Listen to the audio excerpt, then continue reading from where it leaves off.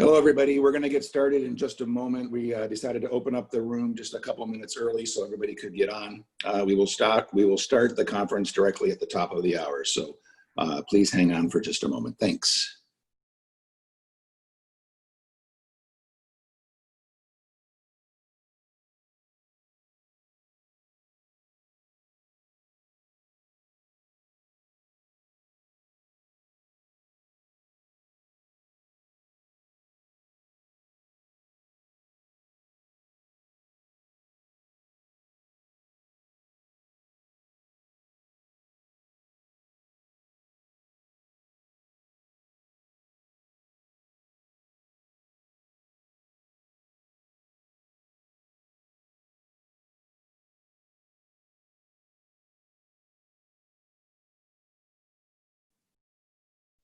Hi, everybody. Just a reminder, we're going to be starting directly at the top of the hour. If you're just joining us, please get comfortable, and we will start directly at the top of the hour.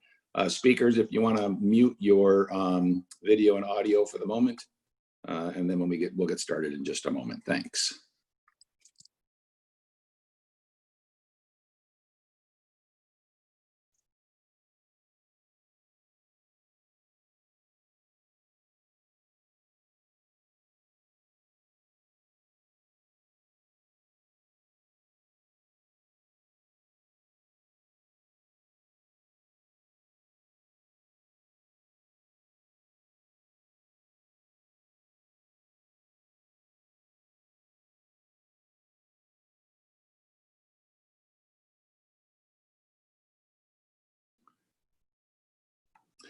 Okay, I think we're going to go ahead and get started. Hello, everybody. Welcome. Good morning. Welcome to the 19th Annual IHA Health Literacy Conference, Health Equity and Disparities in the Time of COVID-19. My name is Michael Valere. I am President and CEO of the Institute for Healthcare Advancement, and I am very happy you're here. And I hope most of you are here. We have had some technical challenges, and I appreciate your patience and your forbearance. I know you've probably received either 918 or 919 emails from us. So there were some challenges with the platform. So I really do appreciate your patience. This is our first time doing a virtual conference, and all of our team has been working remotely. So we've faced a few challenges, but I sure appreciate your sticking with us. This year's conference is well, let's first, before we go into that, Mario, can we go to the next slide, please? Before we get started, I just wanted to give a few little housekeeping pieces of information. When you're connecting, please connect to the audio using your computer speakers. When you sign on, it is your email address and the password IHA 2020. Please keep in mind the IHA is uppercase. You'll all be muted during the presentation. We'll have a Q&A session at the end. There's a Q&A feature where you can send your questions, and we will read those questions out. And also, so you know, the presentation is going to be recorded and posted. So if you do miss anything, these sessions will all be recorded, and you can watch everything from the very beginning, starting sometime after the first of the month there. I just got a note that there's only 20 people on at the moment, so maybe we should wait another few minutes. So we're going to hold off just for a few minutes. Again, I appreciate your patience, and I'm sorry. I know we just want to make sure our first day we have as many of our folks on as possible. So we're going to wait just another 2 minutes. So if you need that second cup of coffee, now's a good time to get it. We'll see you in just a couple of minutes. Thanks.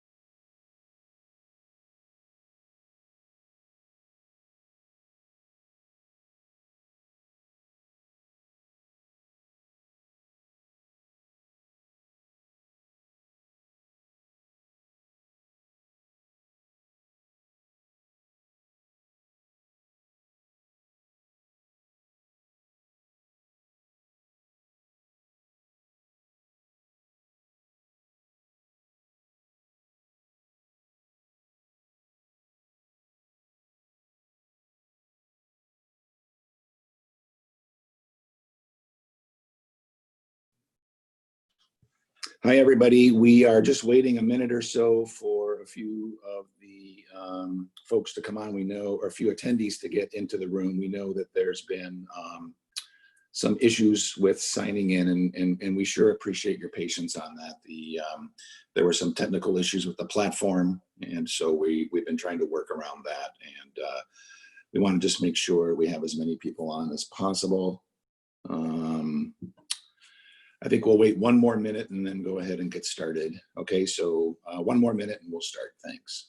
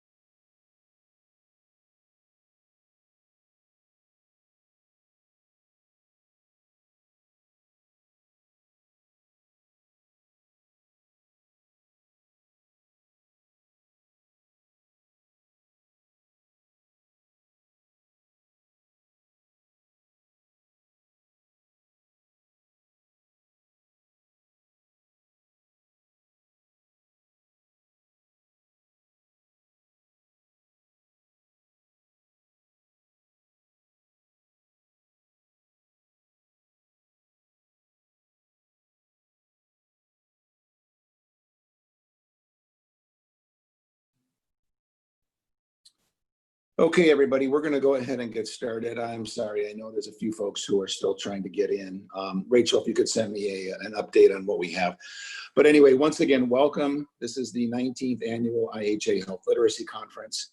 And we are doing this a little differently this year, a lot differently this year. This is our first time doing a virtual conference. Our staff has all been working remotely. And we're doing our best to try to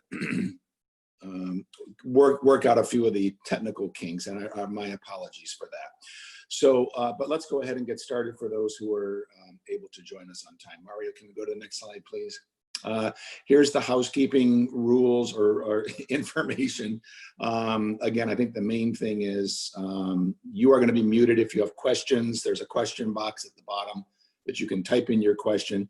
The important thing is everything is being recorded and will be posted a couple of weeks after the conference. So if you do miss something, you will be able to access that later on. Next slide, please. Also, there's evaluations. If you are asking for any kind of continuing education credit, please be sure you submit that overall conference evaluation at the end of the week. You'll get a link to that. Send that in, and then that is the trigger for the continuing education folks to be able to issue you your continuing education credit. If you're having technical difficulties, there's the email support@limitlessasr.org. All other questions regarding the conference in terms of content, in terms of continuing education, anything along those lines, conference@iha4health.org. Next slide, please. So, why are we here? This is not a typical year. And as you know, it's been a remarkable and extraordinary year. And this conference is really, we originally had, before the pandemic and everything hit, we had a different topic and title for this, but we decided we needed to really focus in on what's going on in the world. And so we reimagined this conference. There were three really major issues that were going on. Global pandemic. This is also including really an erosion of trust in science and public health. There's now been stigma around wearing a mask. the disparities, racial tensions, social injustice, socio-political divisions. Really, there's some historical reckonings that are going on right now. Some behavioral accountabilities, people who are in positions of power or influence or authority are really being called to task on their behavior. Political polarity, like we've really never seen. This whole notion of cancel culture that's going on. So just a lot of issues in that particular area. And then of course the economic hardship. People are really having to kind of make decisions between feeding their family and paying the bills or doing what's right to control the pandemic. And these are really extraordinary times. So this conference is really providing us with an opportunity to join together as a community and to really ask ourselves the hard questions, address these uncomfortable issues, and decide what role we as a health literacy community want to take in this really unprecedented time. And so that's really what we're going to be looking at this week. We are going to be taking a very hard look at where our society is and what we as a health literacy community can do. So what is our role? I mean, health literacy in general is about clarity. We can help make information understandable and actionable so that we can help reduce those disparities and provide more equal opportunity for everybody so that everybody has a chance to have their voice heard and has access to the services that everybody else has access to. We can do that with respect and with dignity. When we hear one another's stories, we really gain a greater understanding of the challenges that other people face and how we can ease suffering and lift other people up. So really this week, and especially our next speaker, Vicki Lorraine, are going to be talking about stories and what are the power of those stories and how do those really unite us and bring us together, okay? Really this week is about thinking and listening and asking questions and cooperating. How can we reduce disparities and start moving toward equity? We have an opportunity to really seize the moment right now. We have an opportunity to really work together as a community and decide what we want our legacy to be. And we can design and create that legacy right now. When this pandemic is over, what do we want to be able to say we as the health literacy community did to make everything a little bit better? And I think our chance to do that kind of starts right now. And that's the way that we really help reframe, rebuild our future and empower. And we have sessions on this all week long. So this conference is different. We're going to explore, we're going to learn, and we're going to share, but the dialogue doesn't begin and end here. So you might consider this as one point on a continuum of dialogue and inquiry and exploration. And you have a very important role in this. Next slide, Mario, please. Oops, I'm sorry, go back. So there's a few things we are asking you to do. We have a solutions work group. When you go to the conference homepage, there is a tab called Engagement Center. Click on that. And what we're going to do after each plenary session every day, there's a survey that's going to be open for about 2 hours.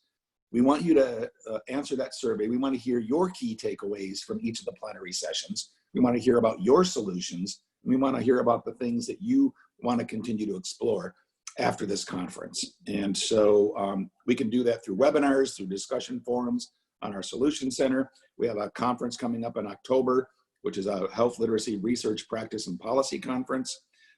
We publish a journal, so you could certainly write articles. And there are going to be opportunities in research, practice, and policy. And also there's a message board. It's called Message Board. It's a networking opportunity also under that Engagement Center tab. So please make sure that you click on that. Okay, thank you, Mario. Next slide, please. So with a couple minutes I have left, I just want to talk a little bit about who we are and what we do. And there's some ways in which you can kind of continue to participate in the health literacy community. So we're a nonprofit organization, a 501c3 public charity. Our mission, empower people to better health. We've been around for a little while, since in health literacy since 1999. I've been with the organization since 2000. We were actually created in 1993. We also run a social services agency called the La Habra Family Resource Center. And we partner with these local initiatives, the La Habra, CRCC, which is a local food bank. That was one of the options also for you to make a donation to. And we'll talk about that again in just a moment. We also are part of a local collaborative called the La Habra Collaborative, which has a Move More, Eat Healthy collaborative. And we also originated a licensed community health center, Friends of Family Health Center, which is now an FQHC. And we used to be the administrator for that. Next slide, please. So the IHA, the Health Literacy Solution Center, which is kind of where you guys came into all of this, I encourage you to take a look at that and really browse through that. There's an opportunity for you to do a lot of different things there. We have tools, we have resources, we have programs. You can share your resources. It's kind of a resources clearinghouse, if you will. So you can find resources, you can share resources, there's dialogue there. And just go ahead and explore that a little bit. And there's also on that page, when you go to the conference page, a button if you wish to make a donation to the charities.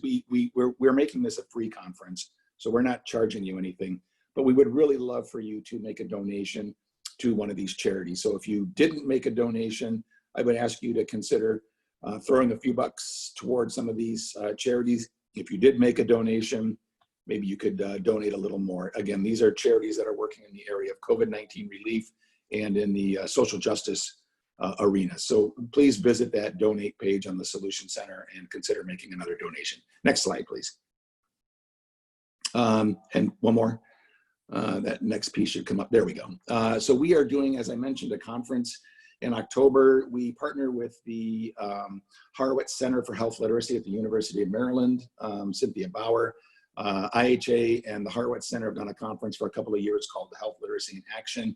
And this year we are partnering with the HARC Health Literacy Annual Research Conference, Michael Posh-Orlow. And that, so we're kind of integrating all three of these elements: research, practice, and policy. So it's a little different. It's kind of a new thing.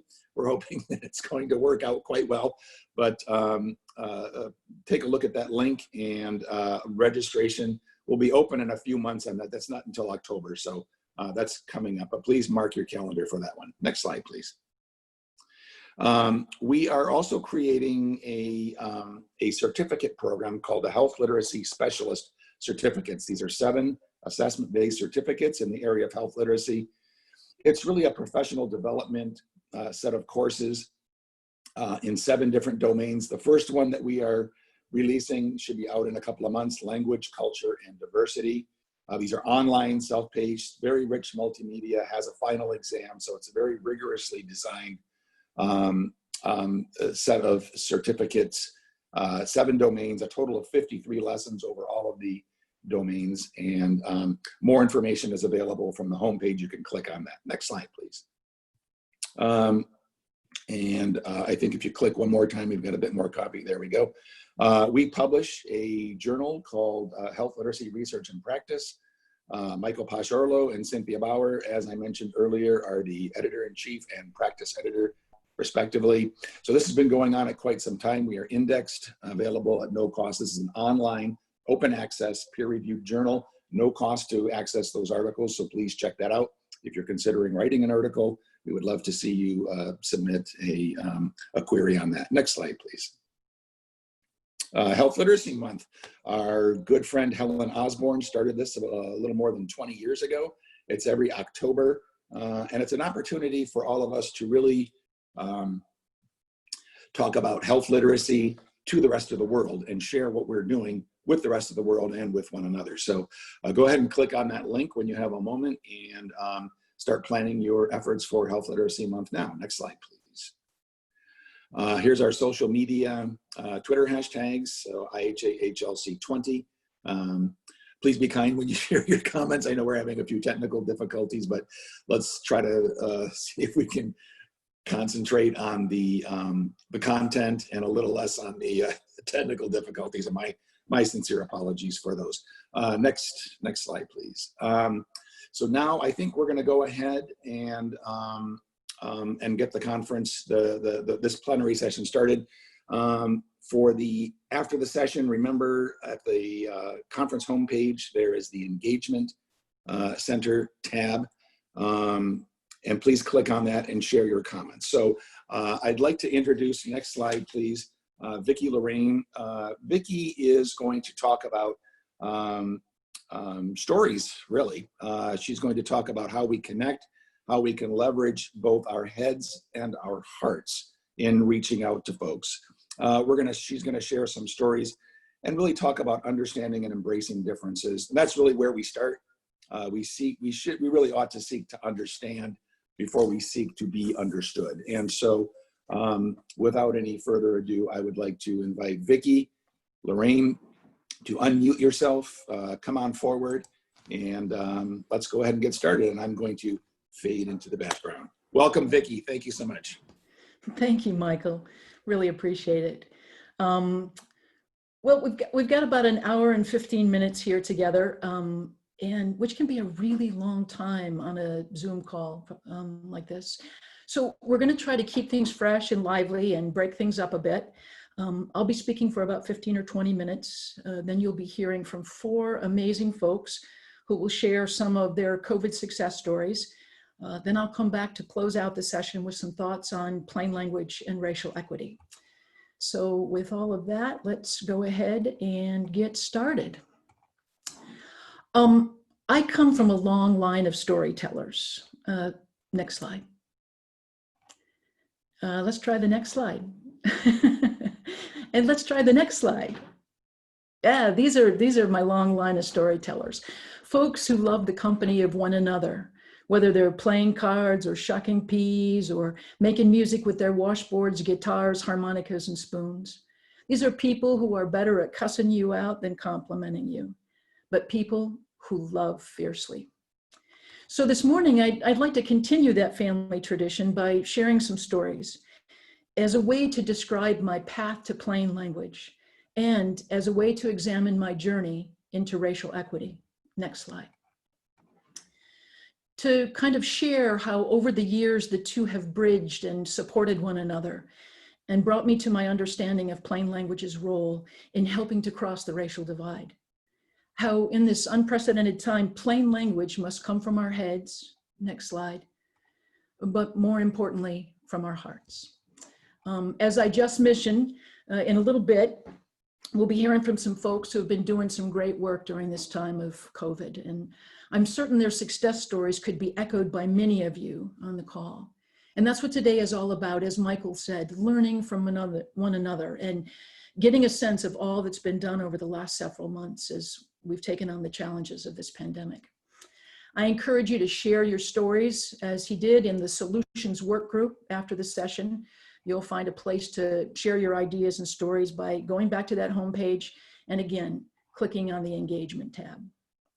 But for now, I'd like to start with a story, one that describes probably my most powerful lesson about relationship with community and sharing power. It was 1989, next slide. I'd just been hired by Eastern Virginia Medical School to expand the school's presence in the city of Portsmouth. Portsmouth is physically separated from Norfolk by the Elizabeth River. And Norfolk is where I had lived, worked, and played for several years. But as I soon discovered, the divide between the two cities was much wider than that river and much deeper than I understood. Next slide. Norfolk was predominantly white. Portsmouth was predominantly Black. Norfolk's population was young, and the gentrification throughout the city was steady. Next slide. Portsmouth population was aged, as well as its buildings and its infrastructure. Next slide. The poverty rate in Portsmouth was really 4 times that of Norfolk. The disparities in health and housing and education always favored Norfolk. Next slide. For many, many years, Portsmouth had carried the stigma of a second-class citizen. Next slide. So fortified with the love of second-class cities, I grew up in Flint, Michigan, and a background in geriatrics and broadcasting, I relished the chance to have an impact on the Portsmouth community. I'd work out of Portsmouth Family Medicine, that was the medical school's family practice residency. So I started with some initial meetings with the staff at the Family Practice Center and some face-to-face visits with a host of community partners. Time and time again, the message I heard was, if you want to have an impact in Portsmouth, you must work through the churches. There was also consensus that I should start with the Emmanuel African American Episcopal Church. It was one of the largest and oldest African American churches in the area. And that I should approach them about being part of a survey focused on hypertension among their parishioners and get their support for holding a health fair at the church. Sounded good to me. Next slide. So in all my sanctimonious, unrecognized white privilege, I marched up the steps of the church and asked to speak with the pastor. By the look on the receptionist's face, I knew I had made a grave error. As she escorted me towards the door, she firmly suggested that I call to make an appointment with the deaconess, who would review my bequest before submitting it to the Health and Education Committee, who would then take it up with the associate pastor before sending it on to the pastor, who would then contact me if he were interested. Next slide. Lesson number 1. There is a protocol for working in and with African American churches, a protocol that requires and deeply values relationship. And for me, relationship is at the core of plain language. It's how we bring heart to our work. So I apologized and retraced my steps. I met with the deaconess, who agreed to set up a meeting with the Health and Education Committee, who didn't like my idea of the idea of a health fair. But they let me know that they might be interested in some training sessions for their parishioners around healthy eating, and that they needed medical help for the homeless population that attended the church's weekly free meals. We ultimately got community professionals to teach about healthy eating, and medical students and family practice residents to provide care twice a month during the meals. It was the first step in recognizing why it was necessary, as Pastor Brooks said, get comfortable riding in the back seat. As I continued working with the churches and senior centers, the nonprofits and schools, I continued to make many blunders, but was given grace by those who I offended. It took getting humble and a willingness to be taught. It required that I learn to listen, truly listen with my heart and not just my head, and let the community guide the direction of the relationship. Along the way, I met many, many folks dedicated to their community and committed to social justice. Next slide. Folks who were doing amazing work and making a difference in quiet, unassuming ways, like Miss Janie V. Wilson, who always arrived for her appointment at the Family Practice Center with a hat and white gloves, and had tutored children in math and science at her home in the housing projects for over 60 years. Or Mr. Carlton Jones, who had single-handedly revived his neighborhood by teaching young men and women construction skills. They built wheelchair ramps and shored up porches. They installed new doors and windows and replaced bricks. They were the folks with the pulse on the community, the experts with much to teach, as I continued to learn how much I needed to learn. And what I ultimately learned is that the answers and solutions to the community's needs would not come from me or the medical school, but from the community itself. It took several years, but once a relationship of trust was developed, the community began to share their deepest concerns. Next slide. I discovered that the community viewed the medical school with suspicion. Over the years, they'd often been asked to be participants in the medical school's research projects, but rarely had the medical school shared the results of that research or provided the community with the benefits of that research. And when it was shared, it was never in a form or in a way that was understood or useful to the community. It took years of letting go of having to be right, assuming I had the answers, and learning to step out of the leading role. It also took an attitude adjustment on the part of the medical school. But by the time I left the area 15 years later, the Portsmouth community had taken the lead. The role of the medical school in serving the community had been redefined. Next slide. A new relationship had been forged, one that was built on mutual respect and shared power. Portsmouth also provided me with some of my first lessons in the importance of bringing plain language to all the many ways we communicate. Next slide. It includes the way we talk, the way we write, even our body language. I often share this story of sitting in on a nutrition education class at one of Portsmouth's community centers. A new young nutrition educator was presenting on the healthy eating. It was to the center's 55+ club. She had her detailed handouts and her PowerPoint with colorful slides, complete with graphs and charts and lots of information about micronutrients and amino acids, polyunsaturated fats, and the glycemic index. I was watching from the back of the room, just feet from a cluster of gals who had begun to whisper amongst themselves.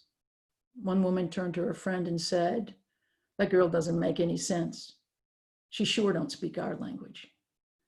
It was her friend who then raised her hand. The instructor paused. "Yes, do you have a question?" "No," said the woman, "I have a comment. I don't eat nutrients. I eat food. Please talk to me about food." Spoken in true plain language.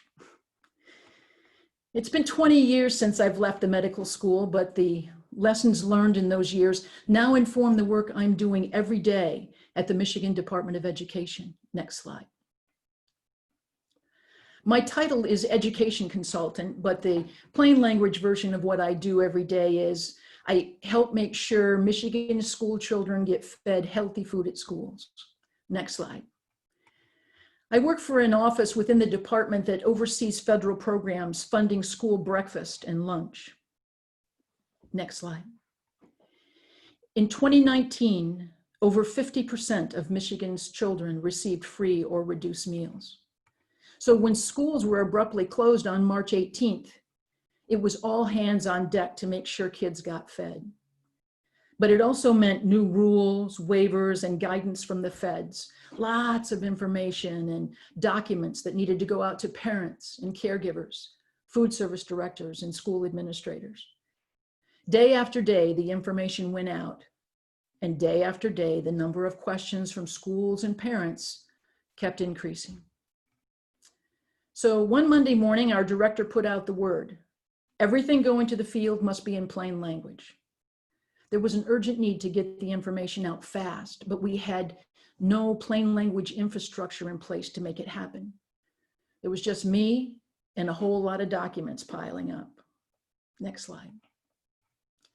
Documents that were describing the pandemic EBT program, distribution logistics, the revision of the bad debt policy, increases in the small purchase threshold, updates on reasonable modifications, and dietary accommodations for parents. They included complex requirement changes, major structural shifts in the food delivery, and instituting the nation's first pandemic EBT pilot program statewide. Next slide. Despite President Obama's plain language directive, most of the information coming from the feds, required extensive plain languaging, even to be understood by our staff, let alone acted upon by the schools or in the field and families. After working on a dozen or so documents with staff, it became obvious that most folks just wanted the cliff notes. As one colleague said to me, "Don't you just have a one-pager that will show us how to do plain language?" Next slide. They wanted a formula, something quick and easy. They wanted what I called the plain language pill. But what Portsmouth taught me and my family taught me a long time ago is that there is plain language that comes from our heads and plain language that comes from our hearts. And for me, you've got to have both. If you'll allow me just one of my pivotal moment stories, next slide. I was a junior in high school and I was taking my first psychology class. Every day I came home regaling my mother with all of the wonderful new information I had learned. On the day we started with child development, I spent several minutes informing her about all the things she was doing wrong raising my baby brother. My mother listened to me rattle on about Piaget's theory of cognitive development and the ins and outs of the pre-operational stage and even Bowlby's attachment theory. My mother continued making dinner as she listened. She waited for me to finish my soliloquy, then said, next slide. That sounds real nice, baby. Now can you just say it again from your heart? It's a phrase that has guided my plain language journey ever since. Next slide. So plain language from the head and plain language from the heart. It wasn't until I asked the department staff at MDE to think about the documents with that lens that they began to get it.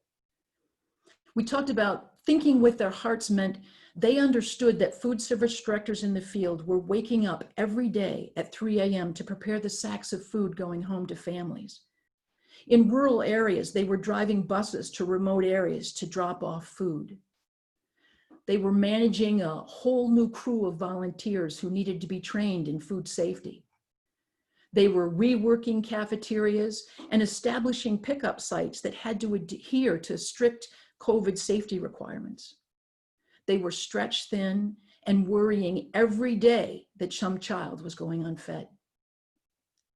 Staff needed to keep this food service director front and center as they drafted their documents and emails. The world of these food service directors had been turned upside down over a weekend. It was a new world with new stresses. Our staff would need to regularly ask, what does their world look like today? Next slide. By the way, food service directors have become my new heroes. Since March 17th of this year, food service directors across the state of Michigan have served and prepared, sent home over 50 million meals. What they have done is nothing short of miraculous. And I'm sure there are many in your states who are doing similar incredible jobs. Next slide. So when you actually have a chance to hug again, I hope you'll find a food service director and give them a big squeeze. Anyway, the great news is, after months of feeling like I was pulling plain language teeth at the department, staff are finding that the feedback from parents, food service directors, and school administrators is overwhelmingly positive, and the number of questions from the field has dropped drastically. They're understanding the new information and knowing how to act on it, a core plain language principle. Last week, I got a call from the unit's financial services director, a world foreign to me and where they definitely speak their own language. He had just talked with someone at the USDA about some of their regulatory changes. Between their acronyms and government speak, he struggled to understand what they wanted. But as he told me later, I think I get it. This must be how folks in the field are feeling.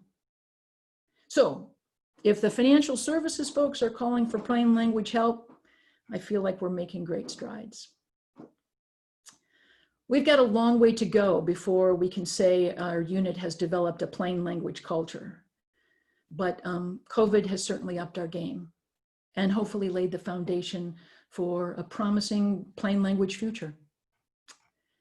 So, not sure how we're doing for time, but I've been at it for a while, and I think it's time to bring up some new voices.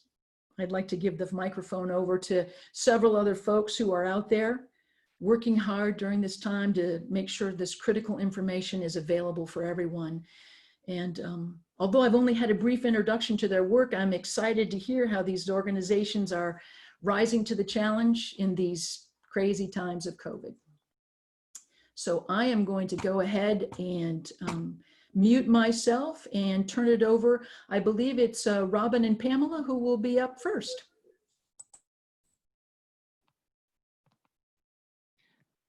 there. Hi, everyone. I want to first start by thanking the Institute for Healthcare Advancement in asking Pam and I to join this meeting today. It's really a great honor to be asked to speak here today.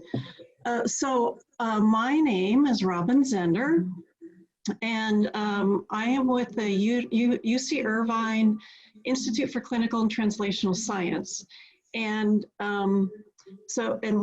what Pam and I are here to do today is to really talk about kind of the research aspect of, there were kind of 4 subcategories that IHA wanted to focus on, and research was one of them. And so here we are. And so Pam, do you want to make a quick introduction of yourself as well, please? Thank you, Robin. So I have spent 43 years in the Orange County community as a maternal child nurse. My passion has always been the care of mothers and children who are most vulnerable. In the last 20 years of that, I was the CEO of a community organization, and I finally retired. So I've been really fortunate to land at UCI. Their emphasis on community participation is very evident when you just look at the fact that you have an academician and a community person both on this call at the same time.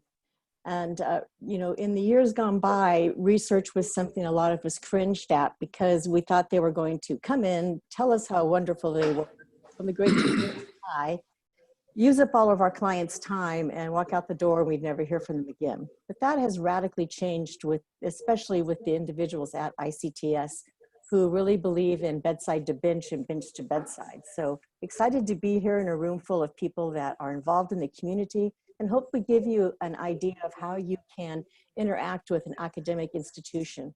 So that's what I have to say. Great, great. So what I wanted to do is just give a brief mention about what the Institute for Clinical and Translational Science is, because I don't think it's generally known. And so the ICTS is an institute that's funded by the National Health Institute. And we're one of about 60 some around the nation.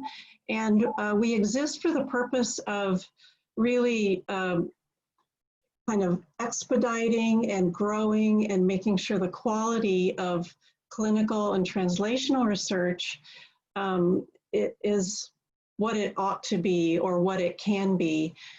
So we have these little dots around the country of these institutes that really try to raise up the quality and kind of breadth of clinical and translational science. And translational science really is like what Pam just said. It's thought of being bench to bedside, where basically discoveries and developments are translated into something that's very useful, which really kind of fits in with the whole, plain language kind of aspect to what Vicki was just talking about. And so what we've done at UC Irvine what happened when COVID-19 hit was, like a lot of things, research was basically stopped. And it was you could continue research if stopping the research was going to harm the patient, or if you could do it in a way that was no contact. But other than that, we had to stop research. And so we thought, we exist for research. So what are we going to do? And we thought, okay, so what we need to do is to get really cracking on funding projects that can be done during this time and that are important to addressing the COVID pandemic. And so the ICTS has a number of ways that we've done that, but I'm the community engagement person for our ICTS. And so what our community engagement unit did was we have these annual awards. So I think we have one slide. The next slide shows that we have this award. It's been in place since 2009, so for a plenty long time. And these are awards to promote community engaged research. And the research, it's really geared toward making partnerships between academic people and community leaders. So it's a lot, this is how we really discovered Pam, is because Pam and her organization of Moms Orange County entered into a research relationship with a UC Irvine faculty person, and they had funding from this CCRI grant program, and they went on to do amazing things. And Pam kind of became the poster child for what can happen when you have success with one of these grants. And they're small grants, they're really for capacity building or for getting some pilot data. But with the COVID-19 thing, we wanted to give a little bit more money. So we wanted to put $20,000 toward projects and, kind of see what we got. And we got more applications than we've ever gotten before. And so I wanted to just kind of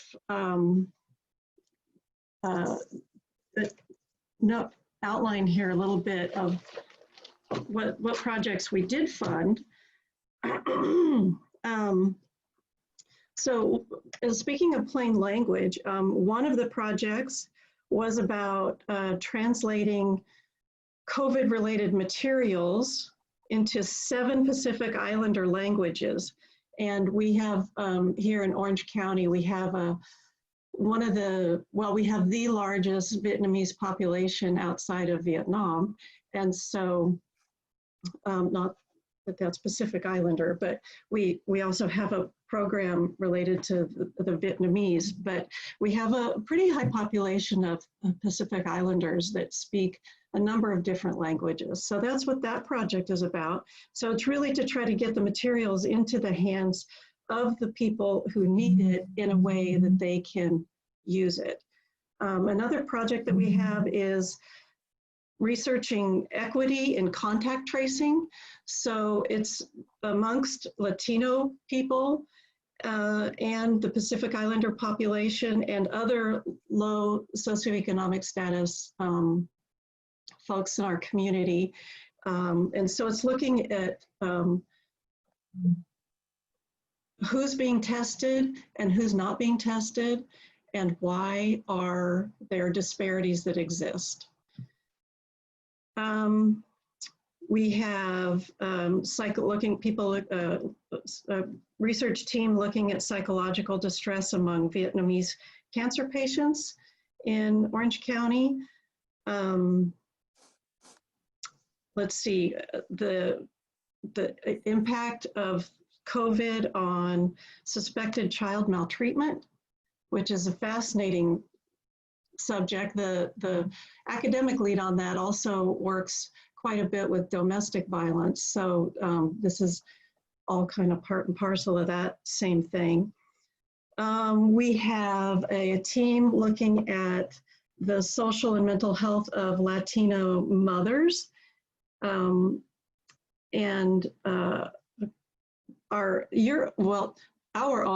Your own IHA leader, Marion Ryan,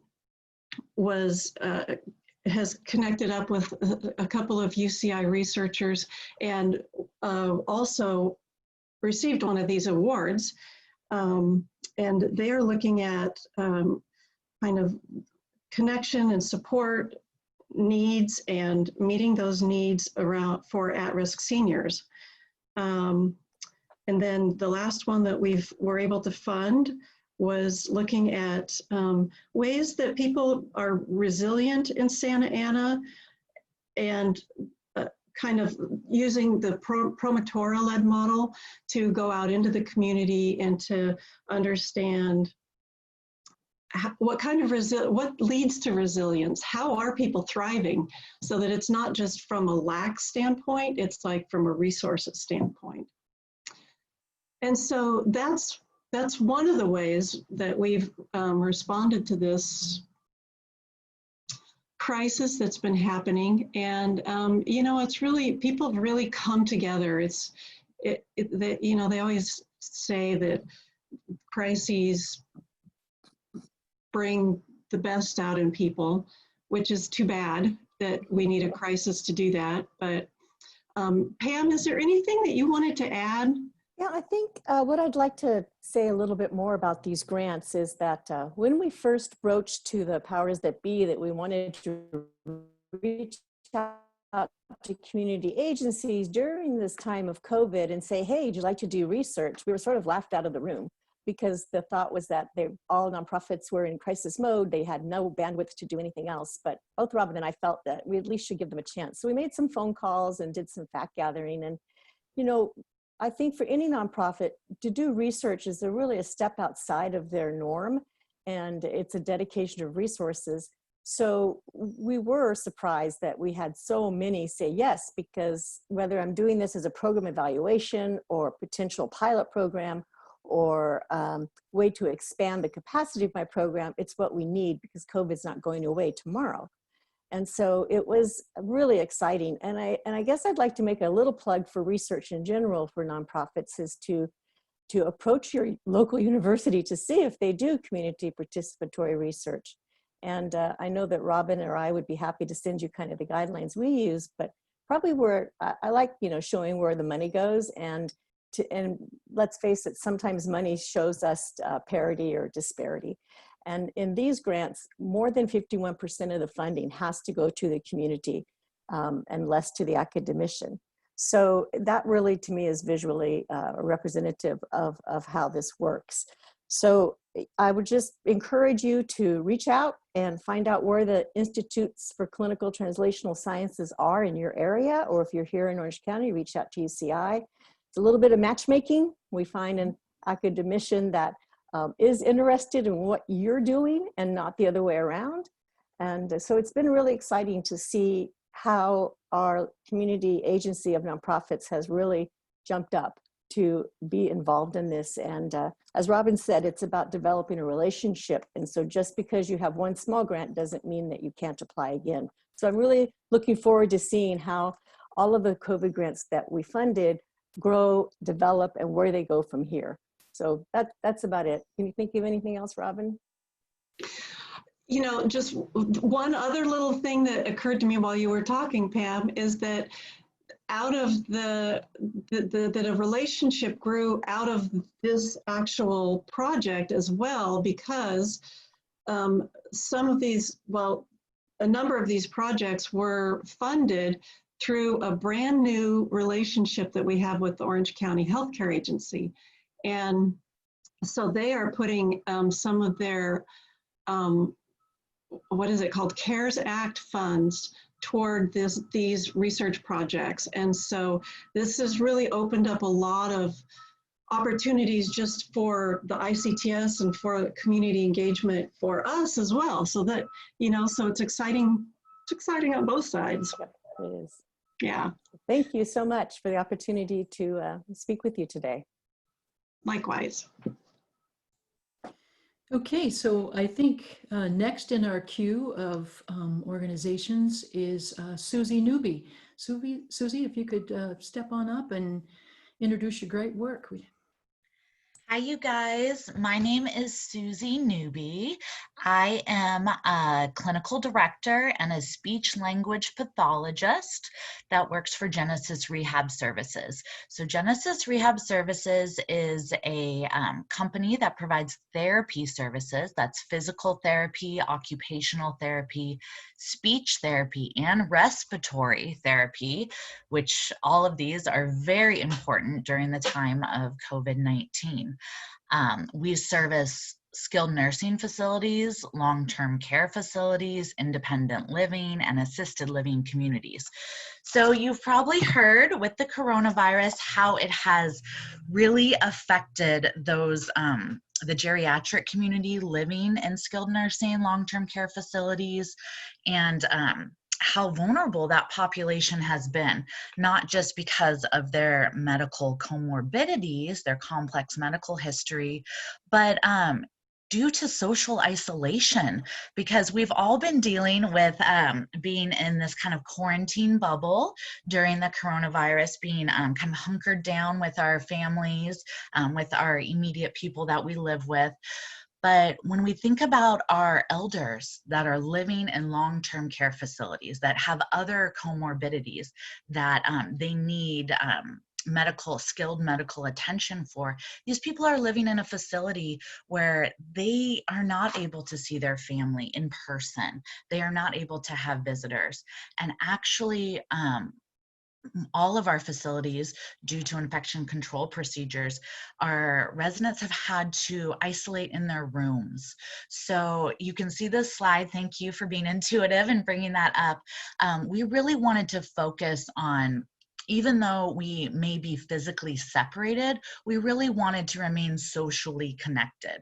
So isolation, loneliness has been a growing health epidemic in our geriatric population for decades. And with a pandemic like COVID-19 and the mandatory physical distancing, this has just exacerbated that. So when we think about the adverse effects of social isolation and loneliness, it really can increase our older adults' mortality, that have early morbidity. It affects their cognition. When someone is socially isolated and or experiencing loneliness, they are more predisposed to depression. And we know that depression, with all the research, all the great things that Robin and Pam are doing, that research shows that depression actually, it can directly affect one's cognition, all those executive functioning, those problem solving, attention, all of those complex cognitive skills. They also have an increased risk for hospital readmission, increased risk for falls, either a physical, a fall like a physically mechanical fall, or due to that decreased cognition, and maybe they weren't doing that sequencing or problem solving. They're going to have less activity. Our residents have been in their rooms, sometimes because they can't go out in the hallways, they can't go to communal dining, they can't go to activities. All of those have ceased in the time of the coronavirus. So they're in their rooms, not getting their same physical activity. So they're going to have less activity, less oxygen to the brain. And that also can weaken their immune system. And there's just so many different negative side effects that can happen. There's actually a medical diagnosis called failure to thrive. This is an ICD-10 medical diagnosis, which we're unfortunately seeing more and more of due to this social isolation, which can result in weight loss. People have decreased appetites due to this depression. So we really made a big concerted effort in our institution, Genesis Rehab Services, to really make sure that even though our residents were having to stay in their rooms, that we were really feeling socially connected. We were trying to be creative and flexible and engaging our residents. So one of the things that we did, and this is on the next slide, is that we created a virtual wellness program. So we can't go in and have the regular activities classes we would have. So we have created a virtual wellness program like we're doing right now, where we have a clinical director, a therapist, provide an exercise program. You can see it goes all the way from mind to body to soul, with meditation and mindfulness, a weekly affirmation, a positive affirmation. We need to feed those emotions and that soul as well as the physical body. functional strengthening, flexibility, cognition, maximizing your memory, progressive muscle relaxation, chair yoga, seated tai chi, and then a moving groove, bringing back some good tunes to help inspire some of our older generation. So this is just one of the many things that we have instilled during this crazy, unprecedented time. We've also been flexible. Our therapists, physical, speech, and occupational therapy, have been flexible going in the room for treatments, doing very functional treatments. We've been collaborating with our activities departments in our buildings. I've seen pictures of people doing karaoke in the hallways because we have to be social distancing. So we have a portable microphone that's going from room to room, of course, being sanitized in between each resident, but there have been such amazing work being done by our essential workers. And I just wanted to finish by giving a huge shout out to not just the nurses and the doctors that come to our head first when we think about those essential workers, but the therapists that are there providing care, especially those respiratory therapists. We know COVID is such a pulmonary disease. And also the speech, occupational, and physical therapy, keeping our residents, our patients physically strong, mentally strong, and the CNAs, the housekeeping, maintenance, dietary. These are our essential workers that are there every day, making sure that our residents not only are healthy and are staying strong, but they are feeling socially connected. We have become the family of these residents, of these patients who cannot see their family. They cannot see their friends. They can see them through FaceTime, but it's not the same. And a lot of our residents with dementia, with cognitive impairment, they take their cues from the environment, from their caregivers. And with COVID and the layers upon layers of PPE that we have, it's been really difficult for a lot of our residents to orient, to remember that the coronavirus is happening. And that's why things are different. So I just want to give a great shout out to all those essential workers out there. I know how hard it is to wear those layers upon layers of PPE, and we just appreciate everything you're doing. I just wanted to share with you our experience with a little bit different population that some other people on the panel are talking about, but our older adults that are really just in such a vulnerable position right now. So if you have any older adults in your life, please reach out, give them a FaceTime, give them a shout, because we really need to stay socially connected in this time. So thank you so much for your time today. I'm passing it back to Vicki. All righty, thank you, Susie. Really appreciate it. And I think last but not least, we'll be hearing from Terry Green. Thank you, Vicki, and I'm so appreciative to join this dynamic discussion and address the strategies that are so vital to our communities. What I am going to be talking about and sharing is our experience with working on a multilingual community town hall that was conducted in the town of Randolph, Massachusetts. And Randolph is one of the higher risk communities for COVID-19, partially because of needs, older adults, many senior residential facilities, and also assets, including a very rich immigrant community with many different populations, and also essential workers who are out there providing the services that we all rely on, and as a satellite of Boston.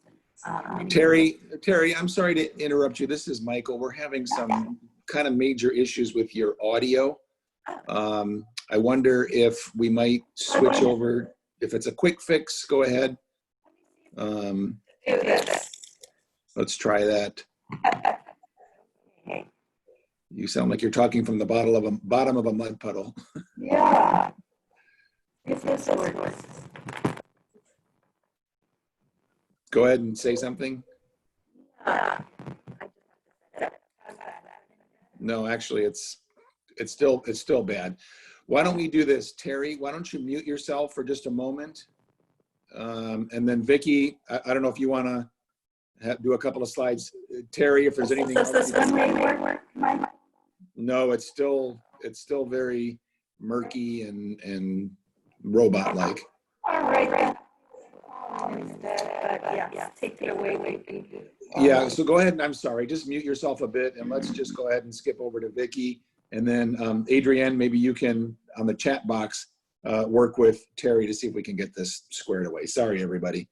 So Vicky, why don't you go ahead, and Mario, why don't you advance to the next slide while we work. Okay, I was just wondering if we needed to put Rachel in the queue, because this is actually Mario Terry's, I know, one of Terry's slides. Yes, let's do that. Rachel, are you okay to go ahead and jump in? I'm here. There you are. And All righty, it's all yours, Rachel. All right. Thanks, everyone. My name is Rachel Roberts, and I'm the Manager of Community Health Engagement and Strategy at the Institute for Healthcare Advancement. Our office is located in La Habra, California, and we are very much a part of our community. We're working from home now, but we're very much a part of our community and a member of the La Habra Collaborative, which is perhaps the most dynamic, diverse group I've ever been a part of in my entire public health career. Normally, when you're part of a collaborative, it's public health people or health folks, but this group is comprised of our faith-based community, our nonprofit, our for-profit agencies, education, K through 12, and also college. We have representatives from our law enforcement, the city officials. So with this group, they're dedicated to improving the health of their community.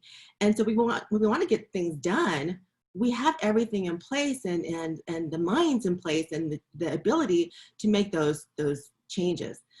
Our role as IHA is to work with seniors. And so I lead a group who are dedicated to older adult health in La Habra and in North Orange County, primarily La Habra. And we've always done things in person, marketing in person, to just establish the trust with our community and hosted events for them in person. And when the stay-at-home order was issued in March, we had that panicked feeling that I'm sure a lot of you felt of, oh my gosh, how do we reach our older adults? How do we communicate with them? How do we give them the information they need? Because as we know, most of us were confused, and we knew the consumers were confused as well. Well, fortunately, through our strong collaborative and relationships, we worked with the city of La Habra and another group called Hillcrest, who had the names and phone numbers of all of our older adults who were part of our nutrition programs, and there were about 4. And they arranged with them to deliver food and meals and household supplies like toilet paper, which we couldn't get in March, paper towels, and things they needed. So IHA decided, well, as a good way to communicate with our older adult residents, we would include print materials in the delivery boxes of the food and household supplies. So we created a very simple, plain language handout about what is coronavirus, COVID-19. What does the stay-at-home order mean? Who's more at risk? What can you do? And where can you find more information? So as we were creating the flyer, we also, the La Habra Collaborative, decided to transform their website into a COVID-19 specific website to provide plain language information to the residents.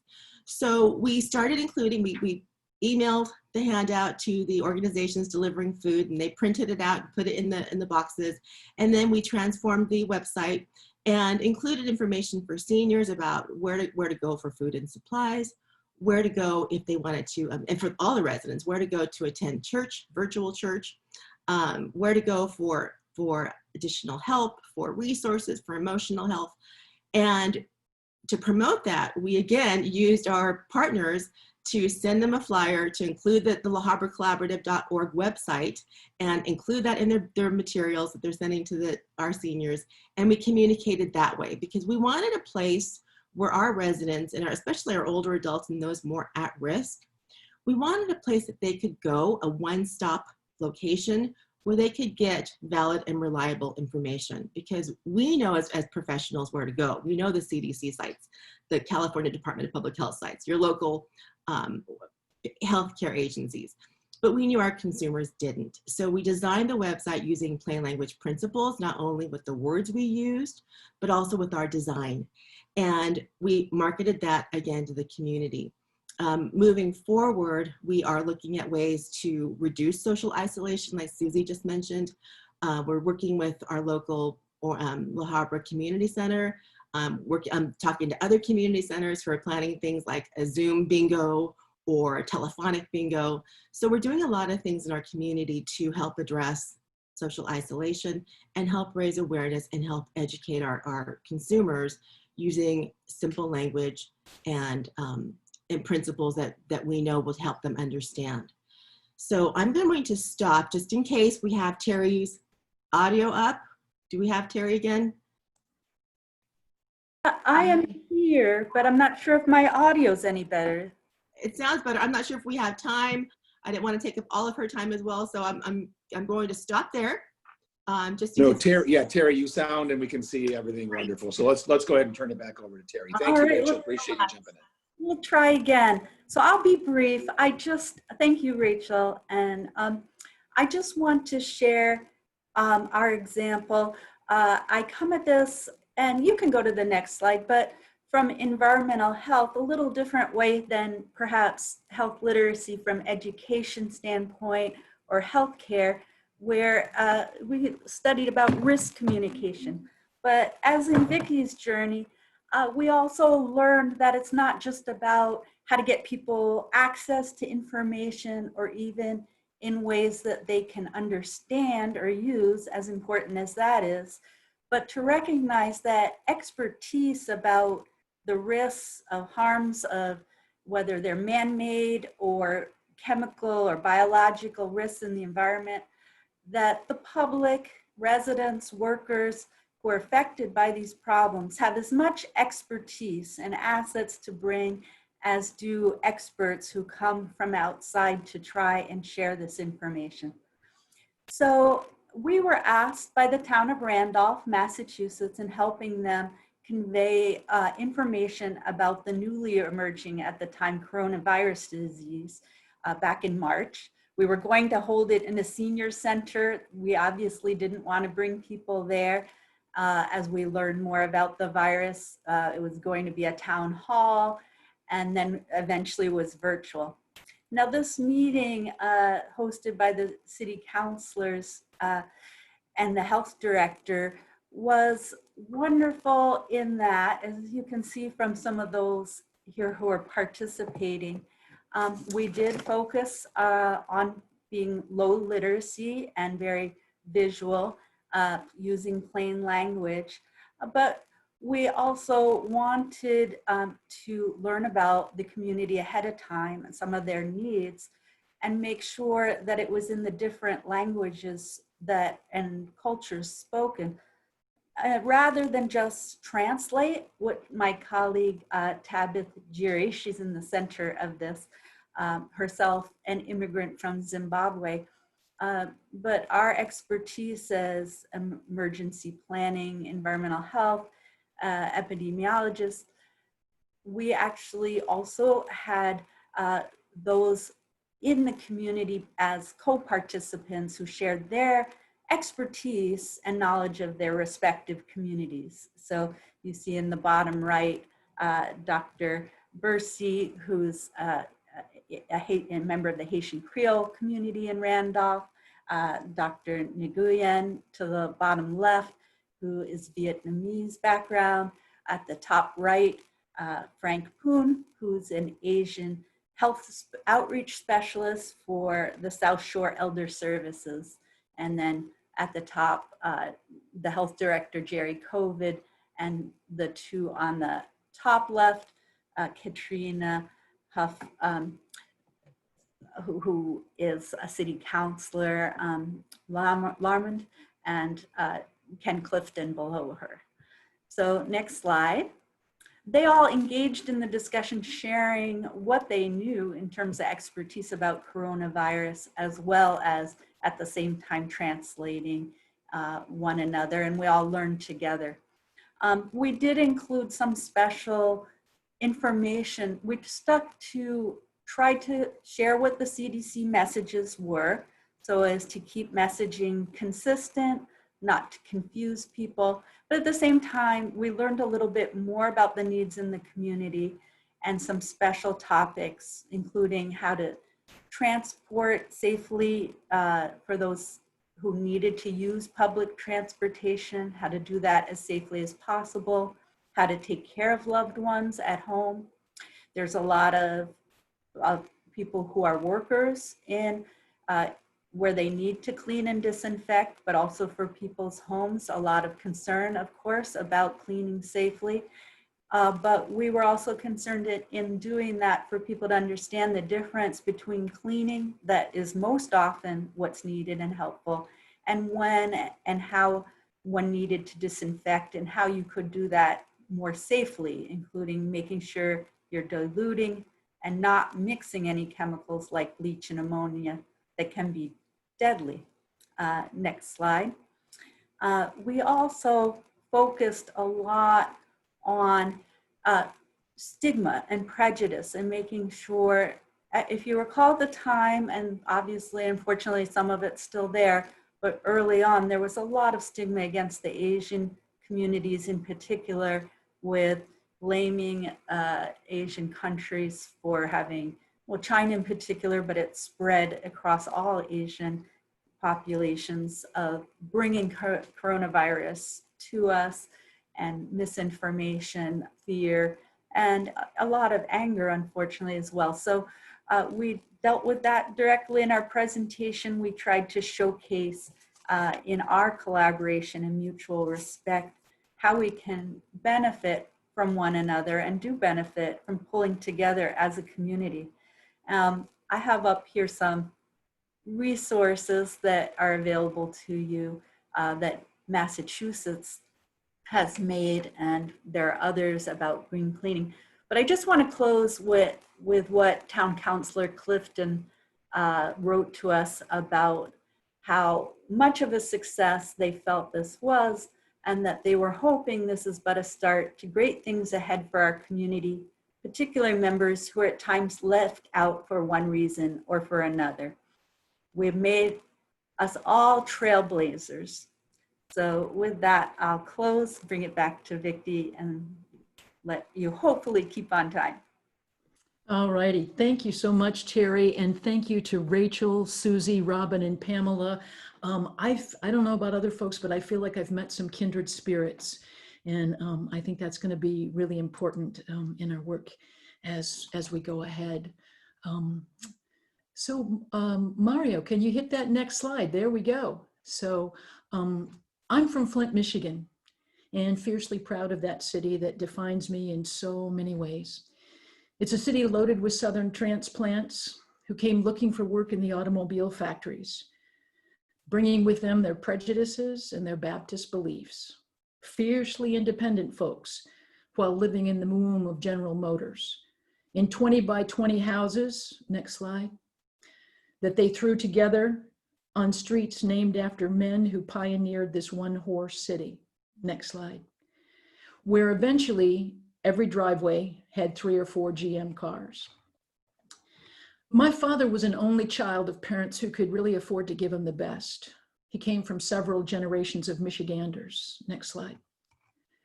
My grandfather and great-grandfather carried names like Williams and Belding and Henderson, men and women who arrived by boat from Northern Europe and carved out substantial farms in their frigid new homeland. They were no-nonsense people who were shy on words and valued no-frills language. My mother, on the other hand, came from a long line of sharecroppers. Next slide. She moved from Pocahontas, Tennessee to Flint with her parents and 6 brothers to find a better life. They're passionate people who have lived most of their lives just making it. Left behind their Southern roots, their sharecropping heritage, and their cousins with names like Talmadge, Lou Rainey, Roe Mildred, and Verevery. Next slide. They brought nothing but the strengths of their spirits and their strong opinions, which they expressed without regard. A red flag of the white privilege they failed to see. But it was on the laps of these folks that I sat for hours on end, listening. Their voices weaving the threads of stories and a language that molded me. Next slide. But it wasn't until I fell in love and moved aboard a sailboat and cruised around the world for 10 years that I realized I had become bilingual. Not that I learned a new language. No, what I learned was that the voice of my youth was very different from the voice I now used. Next slide. A bachelor's degree, followed by a master's degree and years of world travel, had given me access to worlds and words my family didn't understand, and more importantly, didn't appreciate. Words like implement, utilize, engage, and impactful didn't fly around at those family gatherings in Flint. Using them would have been a sure way to get me a gentle knock upside the head or a reminder that nobody likes a Miss Fancy Pants big shot. I remember the first time I said to my Uncle Travis, I'll just go ahead and reach out to Cousin Sonia. Reach out, he asked. What do you mean? I mean, I'll give her a call. Well, why in the hell didn't you say that? He said.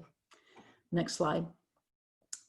So I learned when to get rid of the reaching outs and drilling downs and leveraging strategies, and when to dazzle with my verbal acumen. I grew to appreciate the rich conversations both languages offered. But I never forgot, and I continue to appreciate, that folks back home care less about my fancy new high heel shoes and more about where those feet of mine have been since the last time we sat side by side. That data means little and loyalty means everything. That a picture tells 1,000 words and people quit listening when I use the word utilize. If I can digress for just a minute and talk about the word utilize, that word has always rubbed me the wrong way. I suspect it's that part of my brain molded by my family, but whatever the reason, I was overjoyed when I discovered a linguistics professor from the University of Michigan say on NPR, the word utilize is one of the most incorrectly used words around, that we should rarely be using the word utilize. Next slide. In fact, utilize should only be used when you're using an object in a new or non-traditional way. Like it says here, I use my pen for writing. I utilize my pen as a bookmark. Anyway, I felt vindicated in my aversion to the term, and I leave it here for you to decide if and when you want to use utilize. So anyway, how do these stories of my youth, stories of my family tie into racial equity? For the past 30 years, I've been actively involved in racial equity work, but it has been a slow dawning to realize a lot of racial equity training is not plain language. Next slide. That most racial equity workshops I've attended speak to folks who understand words like having a dialogue, being transparent, creating synergy, recognizing disenfranchisement, bringing authenticity, and triggering people. Next slide. I've watched many folks disconnect in workshops where words like cultural appropriation, implicit bias, diaspora, ethnicity, inclusion, intersectionality were tossed around with little explanation.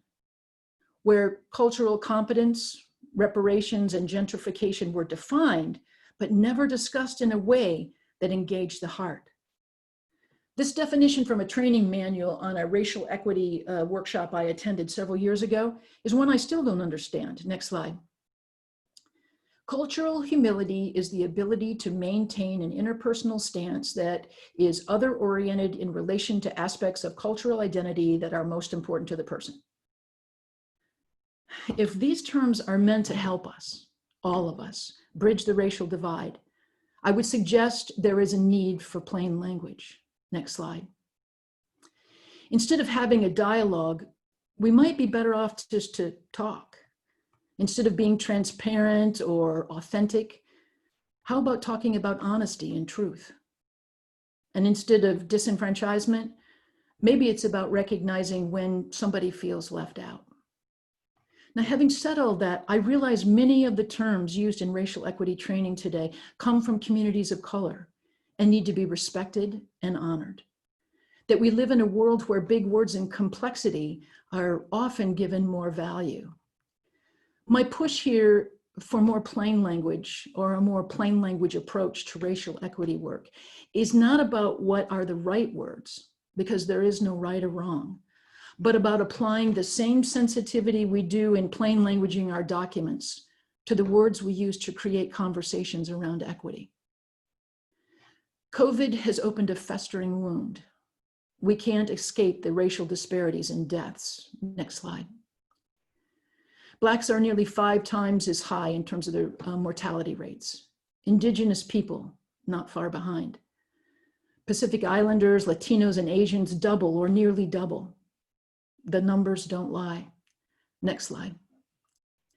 The murders of George Floyd and Breonna Taylor and Ahmaud Arbery only made the room more gaping. Next slide. I marched in the 60s and 70s for civil rights, for LGBTQ rights, for women's rights, but something feels different this time. The unrest in the streets is reminding those of us who are white, it is time to do our work. Next slide. And we can use our plain language skills as we do it. I'll start with the word looting. Let me first say, I don't condone looting, and I'm in no way advocating for it. But what I'm promoting is the idea that our focus on and our rage about looting is a red herring. It takes the focus off the restraint of hundreds of peaceful protests worldwide. It takes the focus off the more serious and legitimate issues of people caught in systemic racism. My plea is to focus on where the fury of looting is arising from. Looting allows us to focus on the harm to property rather than the harm endured by people. Looting allows us to stay in a place where we don't have to get to the root of the problem. So the word looting, its connotations are dark and ugly. But how would our thoughts change, our hearts open, our call to action become clearer if we spoke of looting as the next slide? Next slide. Group rage at injustice. I ask you to sit with that for just a moment. Although it doesn't lend itself to a protest chant, next slide. This quote from Reverend Dr. Martin Luther King is an explanation of looting that speaks directly to my heart. Looting is the language of the unheard. It is people trying to get the attention of the oppressor when other means have failed. And then there's the new phrase, defunding the police. Although I've read a lot on the topic and I understand the reasoning behind defunding the police, the concept is complex. And having chanted rallying cries at many a protest, I wonder if this chant might better keep our hearts open, yet stay true to the fundamental tenets of defunding the police. Next slide. Reduce police funding, invest in our communities. Reduce police funding, invest in our communities. Or starting a conversation with a phrase like, let's reduce police funding and use those funds to support important and neglected areas like education, public health, housing, and youth services. Since the murder of George Floyd, I've had many white friends and colleagues ask, what can I do? Where do I start? Next slide. My first question to them is, are you a watcher, a reader, or a listener? Do you have 10 minutes, an hour, or a day? But before you start reading or watching or listening, you need to ask yourself, why are you wanting to learn? Ask yourself with each reading, each watching, each listening, what action does this information compel me to take? Because although reading, watching, and listening are important, our time now is calling for action, not just for a month or 2 or 3, but for a lifetime. So if reading is your go-to, there are literally hundreds of books that can help you wherever you are in your anti-racist journey. Next slide. The books I mentioned here are some of my favorites because they all speak in plain language and they share through story the issues of white supremacy, systemic racism, microaggressions, and police brutality. So first, there's the powerful voice of Ibram Kendi in his book, How to Be an Anti-Racist. And one of my favorites is Tears We Cannot Stop, a sermon to white America by the Reverend Michael Eric Dyson. And the one I just finished not long ago, So You Want to Talk About Race, by Ijeoma Oluo. Next slide. If watching is more your style, here are some documentaries. And in the same storytelling vein, they shed a powerful light on systemic racism. We often fail to see it. I'm Not Your Negro is narrated by actor Samuel L. Jackson, and the film explores the history of racism in the United States through author James Baldwin's memories of civil rights leaders like Malcolm X and Martin Luther King, as well as Baldwin's personal reflections on American history. The 13th explores the economic history of slavery, post-Civil War racist legislation, and the practices that replaced it. And if, next slide, please. And if listening to podcasts is more your choice, Uncomfortable Conversations with a Black Man is a good place to start. Spoken in heartfelt, plain language, it will definitely open your eyes. I know it did mine. It's actually the first in a series of episodes, so you'll find more on YouTube. All you need is Google and an open heart. These personal favorites are just a few of the many, many resources out there. I encourage folks to, on the call, to share your favorites, those that have spoken to your heart. Throughout the course of the week, regularly visit that engagement tab that Michael talked about back on the home page. Let it be a space and a place where we can share our best, where we can grow in relationship. Let me wrap up by saying, at the core of plain language is relationship. So we have experience doing this. Next slide. As we're reading and watching and listening, we must continue to ask ourselves, how will this resource help me take action to develop relationships with Black and brown people, with people different from me? As we do this work, we must stay curious, to have shoshin, or what the Zen Buddhists call the beginner's mind, to find humility, to accept we have much to learn and open our hearts wide, and to always remember how important it is to be open to those that are generous enough to tell us when we've screwed up. It is our choice to determine how hard we will work, how deep we will go to do our part in eliminating systemic racism in the US. Most of us on this call have been working hard to do just that, with our literacy and plain language work.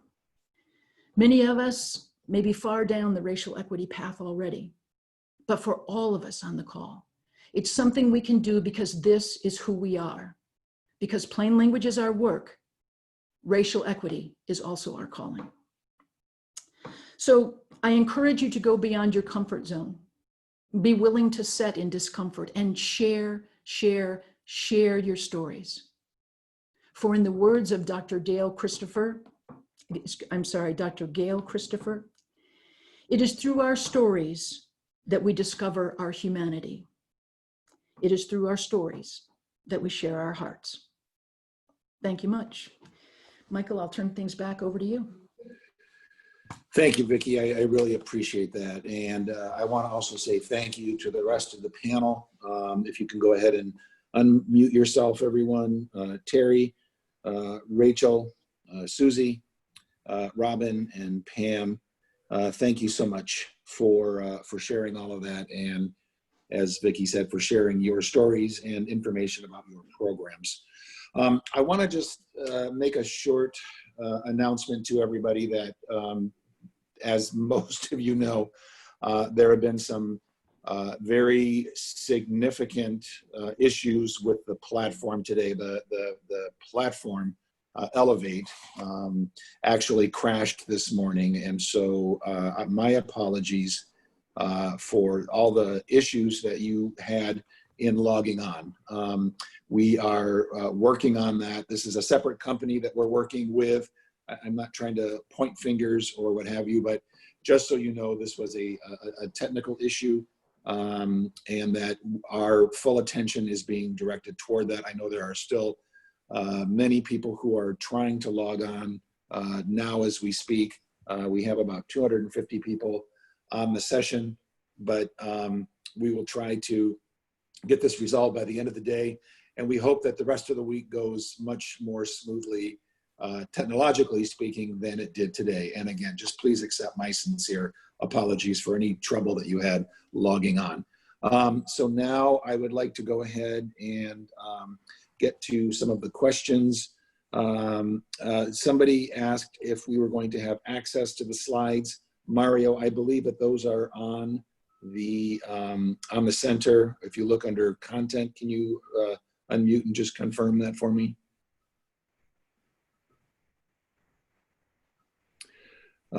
Sorry, so Mario is our technical person. I think he's probably otherwise engaged at the moment, but the answer is yes, you will have access to the slides, and those will be available to you. Robin, somebody was asking a little bit earlier if you could repeat the name of your local institute. Yes, so we're at the University of California, Irvine, and it's the Institute for Clinical and Translational Science. And just one more time, please. The Institute for Clinical and Translational Science. Great, excellent. Thank you very much. Also, just so that everybody knows, we will, all of these sessions are being recorded. So whatever you happen to miss today, all 5 days in all their entirety will be made available on the site. We need to do a little work on them after this week, but probably by that first week in August, you will be able to access all of those slides. So let's see. A lot of these questions are more about logging in, and I'm sorry. Vicki, could you share the quote about Stories in Heart, what you shared at the very end? Somebody said they loved it, so Jennifer Russell said she loved it. Could you share the quote again about Stories in Heart? Sure will, hang on here. It's from Dr. Gail Christopher, and it says, "It is through our stories that we discover our shared humanity. It is through our stories that we share our hearts." Great. Thank you so much. Mario, are you able to hear me, and can you respond to a question? Yes, I can hear you. Thank you. Somebody wanted to know if the link that they used to get in can be used for all the subsequent sessions today. I'm assuming those will be. No. Will be, oh. Each session has its own specific Zoom meeting. All right, so how would people for the session coming up at the top of the hour, how will they be able to attend that session? Will they need a new link, or how will they be able to attend that? I'm looking at the platform right now, and they're saying that it's up and running, so they'd have to go back to the Elevate platform and obtain the link through there. Yeah, I could answer that as well. Basically, attendees, once this session is over, go back to the agenda accordion, look at the next session site, and it will tell you either to open up the session once it starts at top of the hour. And that would be the same for each session you would attend. You would have to enter in through a new entry point. Okay, so Adrienne, I'm sorry, can you just repeat that one more time, just so people are very clear on that? Absolutely. So for all attendees that want to enter into the next session that's happening at 1 p.m. Eastern time, you would go to your agenda for Monday, look at the 1 p.m. Time slot, and then it would give you an option to enter into the session itself. Each session is hyperlinked to a Zoom webinar. It's just a front facing, which will then bring you into it. There should be no more site issues or any technology issues. That's been resolved on the back end. Thank you very much. The next question, somebody asked about the quote about seeking to understand before you seek to be understood. Where did that quote come from? I know that's one of Stephen Covey's 7 Habits of Effective People. There's also a little bit of attribution to St. Francis of Assisi, where he says, may I seek to understand more than to be understood. However, that link is, the attribution can only be traced back to about 1912 or so, as I understand. So probably the most direct attribution for that quote is from Stephen Covey, and I would not be surprised if he actually got it from that prayer of St. Francis of Assisi. Rosa Arvizu was asking, Vicki, could you elaborate a little more on the Uncomfortable Conversations with a Black Man series and a brief intro? Yeah, it's the fellow's name has just left me. I apologize. It's actually on the slide. Can you go back a couple slides, Mario? There was, I think, Yeah. just 1 or 2 slides back. Yeah. There it is. Nope. One more forward. There we are. Nope. You almost had it. One back, two back, one more back. Right There you there. Yeah. Emmanuel Acho. Yeah, Acho, actually a former NFL football player. Anyway, he started with, and I've seen 2 of the series. He started with this the name of the series is Uncomfortable Conversations with a Black Man. And he has, I believe at this point, I've been able to access or know about 4 different in the series. He basically sits on a stool with a very white background and provides perspective around issues of race in America and how we have conversations about that. I just really love his style and kind of how he approaches it. And I'm sorry, the link didn't show up in here, or I just didn't get it in there. This is the first one in the series that I was referring to. So anyway, I don't know if that answers the question, but it's a wonderful, wonderful series. Yes, I think so. And I think essentially, if anybody has trouble finding it, I think if you just Google that, either Emmanuel you can, or the title, it'll take you to a link. Yep. Thank you. Great. And also Lynn Wynn wanted to just recognize Vicki for your powerful presentation. I would certainly echo those comments, Vicki. Wonderful, wonderful job. Thank you. As did everybody else, but just wanted to, that shout out was given you. Thank you. Thank you. I just wanted to pass that along. Somebody was asking about obtaining CHES credits for the sessions. Yes, for any continuing education, you need to, at the end of the week, you will be sent a link to an overall conference evaluation. Once you complete that overall conference evaluation, you will get a link for your continuing education. If you did not provide your type of credit or license number that you wanted to, please go back into your original registration and add that information, and you will be able to get that continuing education. Let's see, other questions that we have here. Adrienne, if you could come back on. Some people were just asking if that direct Zoom link could be posted. If you feel that that is not necessary, that's fine, but just wanted to make sure that that question got asked, as a few people did ask that question.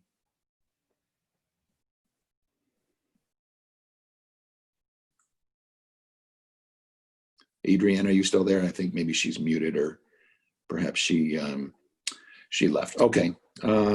We were told that if you just go to the accordion for the agenda and click on the session, which will open up at the top of the hour. It doesn't open up early, but it opens right at the top of the hour, that you should be able to access that, that session. Vicki, somebody wanted to know what kind of webcam you're using. They said it was very clear. You need to thank my nephew, who is a total techno geek.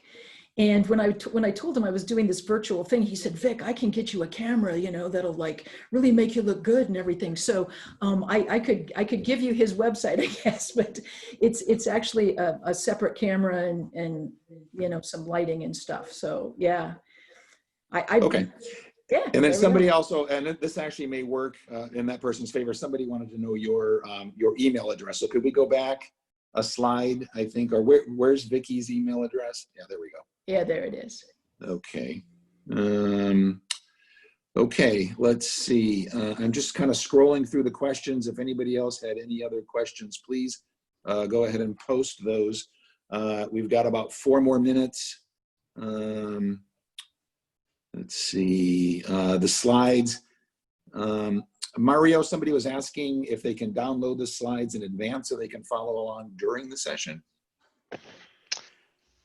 That would be an Adrian question as far as posting the slides on the platform there. But the slides are available when the session room opens under the content. Is that correct? That is correct. Okay. So Vic, Adrienne, I'm sorry, are they able to access those ahead of time, or would those just be when the session opens? Yes, they could access them ahead of time. Under contents, there should be handouts pre-posted. So if they just go to agenda and the session that they're going to attend, and then content, then the slides should be available there. Is that correct? That is correct. Okay, great. Okay, we've got about 3 more minutes here.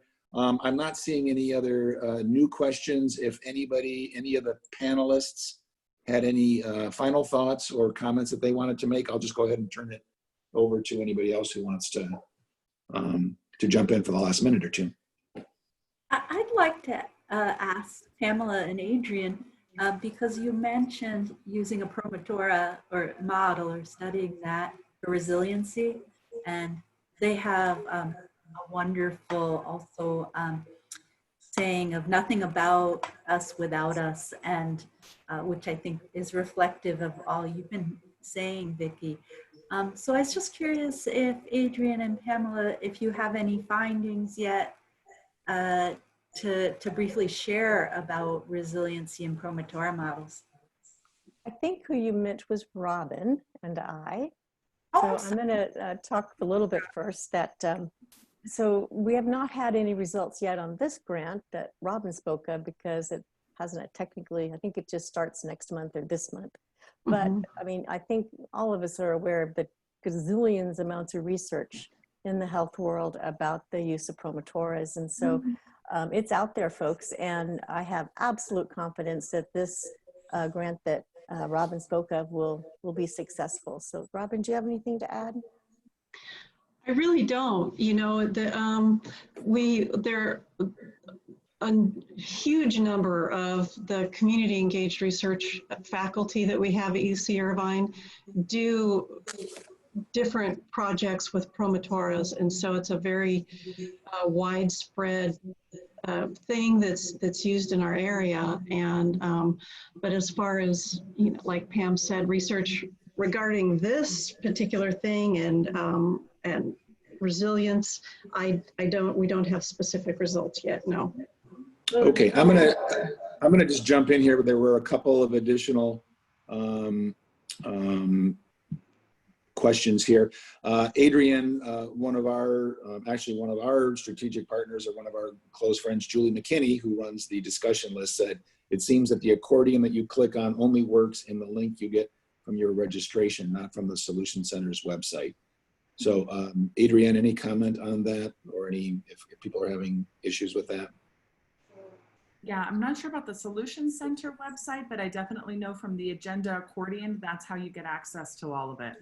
So now that people are, so once this session ends, they should be able just to go back to the conference homepage, click on agenda, and then that they should be able to get in, or they will not need an additional Zoom link to get in, as we sent with some people as a stopgap. Correct. Yeah. So okay. When they go into the accordion, it's going to say agenda. They're going to hover over the next session. That will be at 1 p.m. They'll click on view session. And when they click on view session, it will give the contents of the event, and it will tell you what time it should start. And then it will open up as soon as we hit broadcast. Okay. So just a couple of quick things. Adrienne, if we go a minute or so over, are we okay, or do we get cut off?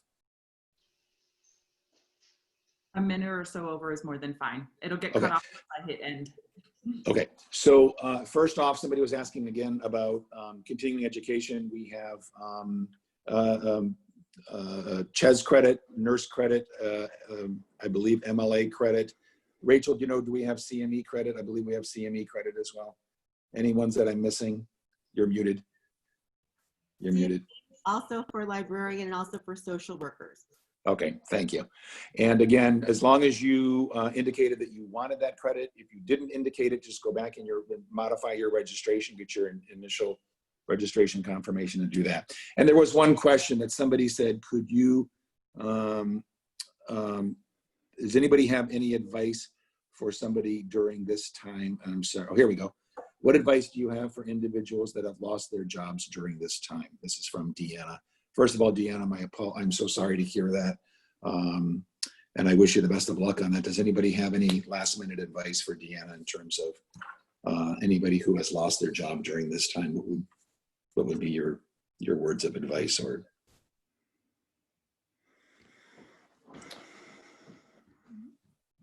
this is a tough one. This is a tough one. Yeah. I'll go ahead and jump in.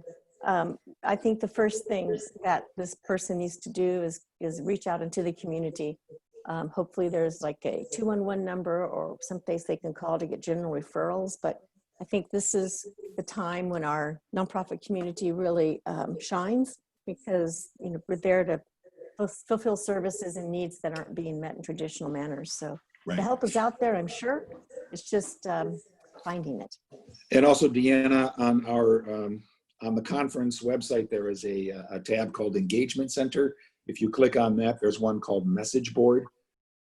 That's a place where we're encouraging people to network. So you might post a note there saying your name, your email address, and what you're looking for, what your competencies are, and hopefully somebody in the community will see that, and either if they have something or that they might be able to connect you up with something. I think that's all the time that we have for now. Again, my apologies for the technical difficulties. Again, all these sessions will be recorded and available about a week or two after the conference finishes, hopefully sometime, actually just in the beginning of August. We will send you out notices when those sites, when those, when the videos are available. So whatever you missed today, you will be able to go back and see. Once again, I'd like to say thank you to Vicki and to all of our panelists. Thank you so much for being here. Thank you to everybody for your patience while we had some technical difficulties with the site.